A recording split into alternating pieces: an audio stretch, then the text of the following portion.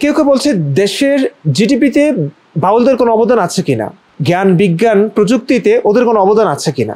আচ্ছা, মানে মুসলিমরা বলছে এটা। আমি ওই যে মুশফিকুর রহমান মিনারের একটা পোস্ট দেখলাম, সেটা বলেছে দেশের জিডিপিতে বাউলদের কোনো অবদান আছে, বিজ্ঞান প্রযুক্তিতে বাউলদের অবদান কি, অন্য সময় উঠলেও এবার কেন এই প্রশ্ন ওঠে না। মানে কি বোঝাতে চাইছে সে? বোঝাতে চাইছে দেশের বিজ্ঞান প্রযুক্তিতে যেহেতু বাউলদের অবদান নেই, হ্যাঁ, তাইলে জিডিপিতে তাদের অবদান নেই, তারা কোনো প্রোডাক্টিভ কাজ করছেন না, দেশের উন্নতিতে তাদের কোনো অবদান নেই, তার মানে তাকে মারলেও সমস্যা কি? সে ইসলাম বিরোধী কাজ করেছে, তার ফাঁসি দিয়ে দিন না, সমস্যা কি? কি আশ্চর্য কথাবার্তা ভাই। বাংলাদেশে এই যে সমস্ত আলেম, এত হাজার হাজার, হ্যাঁ, লক্ষ লক্ষ মাদ্রাসা, প্রত্যেকটা এলাকায় ব্যাঙের ছাতার মতো গজিয়ে ওঠা মাদ্রাসায় এত এত হুজুর, মসজিদের ইমাম, খতিব, বাংলাদেশে এত মাহফিল হচ্ছে, মাহফিলের বক্তারা, এরা কোনো প্রোডাক্টিভ কাজ করছেন? জ্ঞান বিজ্ঞান প্রযুক্তিতে এদের কোনো অবদান আছে? দেশের জিডিপিতে এদের কোনো অবদান আছে? নাই তো। এদেরকে বাঁচিয়ে রেখেছেন কেন? এরা তো আপনার পকেটের টাকা কোরআন হাদিসের নবী রসুলের কিস্সা কাহিনী শুনে, তাও যদি ঠিকঠাক মতো বলতো, তাও যদি ঠিকঠাকভাবে শুদ্ধভাবে বলতো, সঠিকভাবে বর্ণনা করতো, মানা যেত।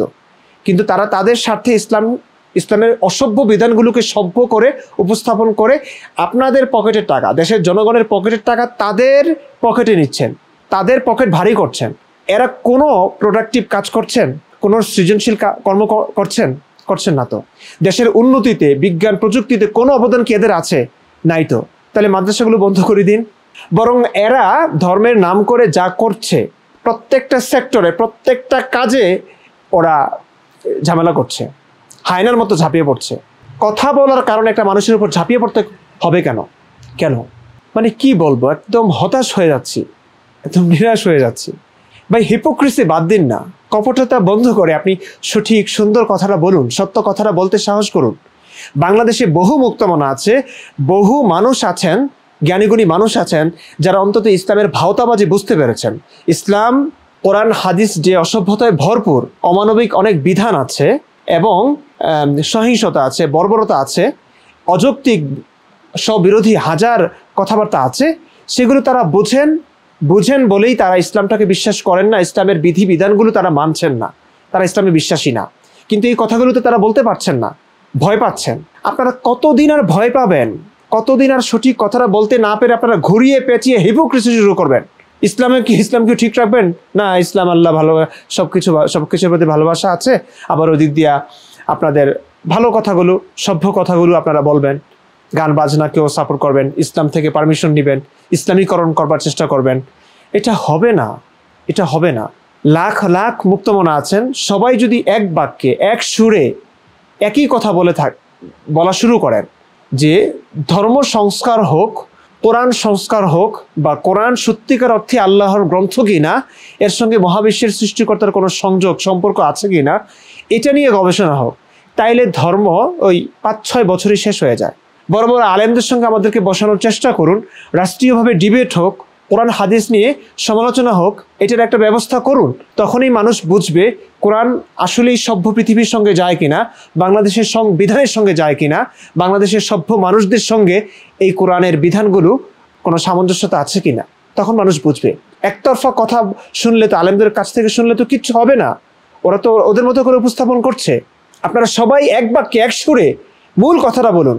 আল্লাহর সমালোচনা এখন করা হচ্ছে, আবুল সরকার আল্লাহর সমালোচনা করেছে। এখন সাধারণ জনগণ তো আল্লাহকে ভালোবাসে, যে গান করে সেও আল্লাহকে ভালোবাসে, যে ফিল্ম বানায়, মুভি বানায়, সেও আল্লাহকে ভালোবাসে, যে অর্ধনগ্ন হয়ে বারে গিয়ে নাচে, মদ খায়, সেও আল্লাহকে নাকি ভালোবাসে। কি হাস্যকর বিধান না? কি হাস্যকর ব্যাপার না?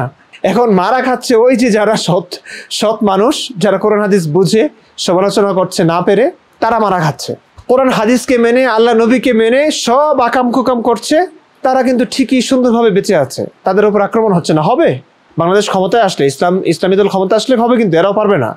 এই যে এখন যারা মানে তেলবাজি করছে, অনন্যা মামুন বলেছে, শিল্পী সালমা আক্তার বলেছে আল্লাহকে ভালোবাসে বলে আমি শিল্পী হয়ে বলছি আপনার প্রতি এখন ভালোবাসা নাই। আপনি শিল্পী হবে, আপনার শিল্পীগিরি থাকবে আল্লাহর দল ক্ষমতায় আসলে? তো এই হিপোক্রিসি আসলে বেশি দিন টিকবে না। আপনারা হিপোক্রিসি না করে আপনারা যা সত্য, ধ্রুব সত্য, যৌক্তিক গঠনমূলক সমালোচনা করুন কোরআন হাদিসের, কারণ এমন অসভ্যতায় ভরপুর, এমন অযৌক্তিক কথায় ভরপুর ইসলাম, কোরআন হাদিস, এগুলো নিয়ে যদি ডিবেট করেন সহসাই ইসলাম পরাজিত হবে। সেটা না করে আপনারা ভিন্ন পথে, উল্টো পথে আপনারা আগাচ্ছেন, এটা সফল হবেন না। সকল মুক্তমনাদের প্রতি আমার আকুল আবেদন, আপনারা হিপোক্রিসি, কপটতা না করে আপনারা যৌক্তিক সমালোচনা যেন ইসলাম নিয়ে হতে পারে এমন একটা আইন যেন বাংলাদেশে হয়, জারি হয়, বিল পাস হয়, সেটার জন্য আপনারা চেষ্টা করুন। গালিগালাজের দরকার নেই। মোহাম্মদকে গালি দিয়ে আপনি কিছুই করতে পারবেন। আল্লাহকে গালিগালাজের দরকার নেই। আল্লাহ আসলেই ফেক না সত্য, রিয়েল, হ্যাঁ, এটা কোরআন পড়লেই, কোরআন বুঝে পড়লেই বুঝে যাবেন। তো এটার একটা প্রচেষ্টা আপনারা করুন, সেই ব্যবস্থা আপনারা করুন। এখন অনলাইনের যুগ, মিডিয়ার যুগ, টিভি চ্যানেল আছে, ইউটিউব আছে, মুহূর্তে পুরো পৃথিবীর মানুষের কাছে বার্তা পৌঁছানো যায়। তো দেশের প্রত্যেকটা মানুষ আলেমদের কথা শুনেছে, এখন কোরআন হাদিসের সমস্ত বিধানগুলো শুনুক সবাই।